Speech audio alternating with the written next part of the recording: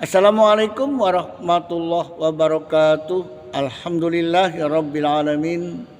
Puji syukur kita panjatkan kehadirat Ilahi Rabbi atas karunia nikmat iman dan nikmat Islam. Alhamdulillah, pergantian tahun telah berlalu. Bulan Zulhijjah mengakhiri dan diawali dengan bulan Muharram. Saudaraku, ketika kita ingat bulan Zulhijjah di mana umat Islam menunaikan ibadah haji sebagai kesempurnaan keislaman. Sebagai kesempurnaan keislaman. Oleh karena itu saudaraku, ketika syahadat ditunaikan dengan baik, diyakininya dan diwujudkan sebagai wujud imannya dalam sholat. Kemudian sholat pun direalisasikan dalam kehidupan saling mengasihi dan menyayang.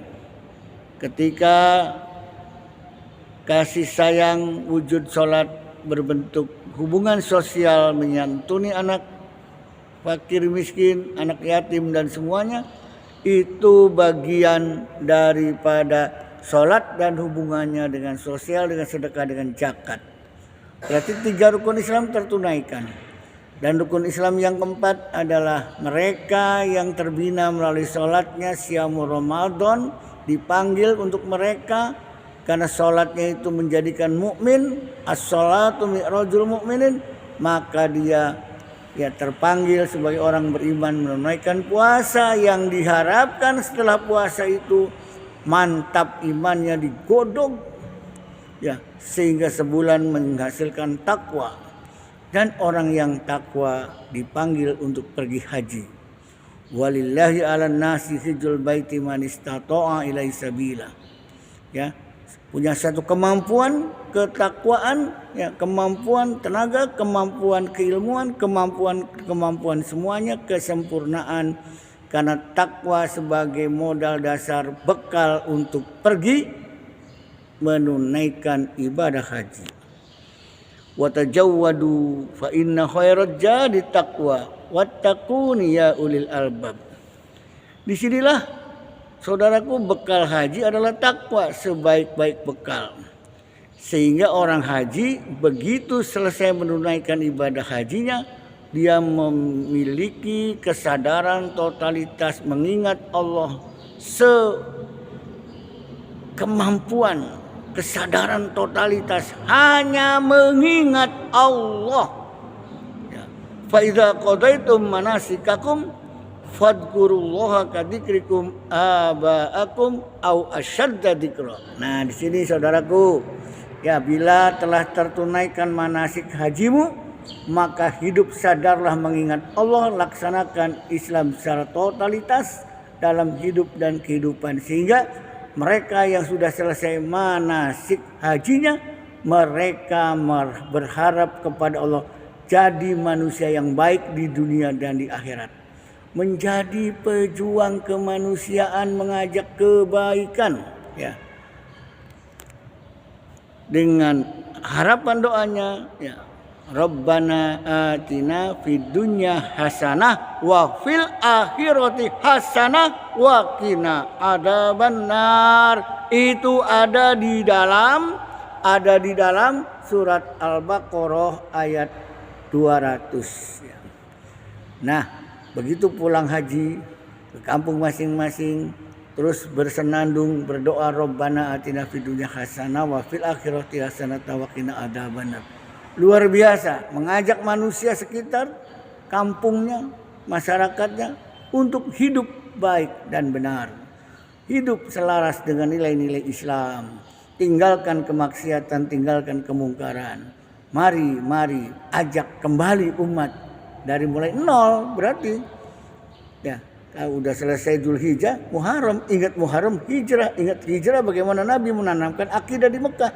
Berarti menanamkan kembali nilai-nilai Islam kepada masyarakat yang belum ngerti tentang Islamnya.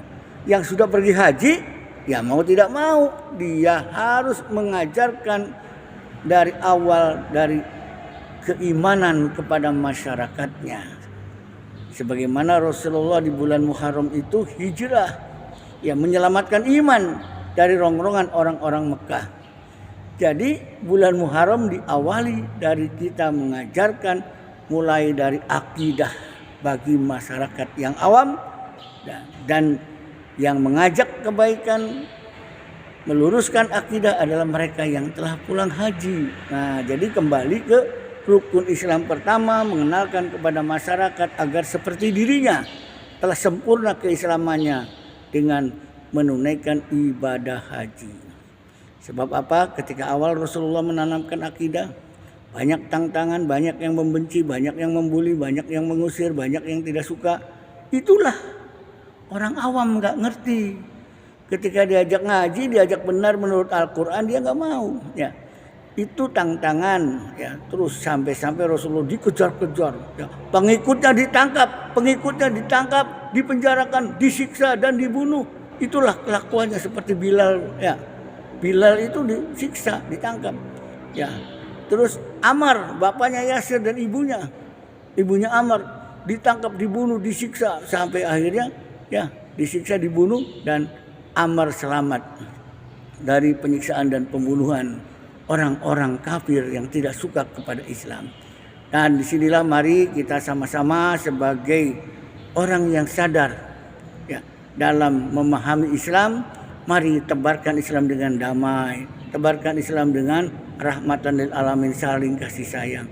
Insya Allah dengan cara-cara yang baik kita menyampaikan Islam kepada siapapun orang yang mendengarkan dakwah kita, insya Allah mereka akan memperhatikan dan akan menilai cara dakwah kita mengajak orang-orang untuk hidup menunaikan Islam secara sadar, ya, totalitas, secara kafah.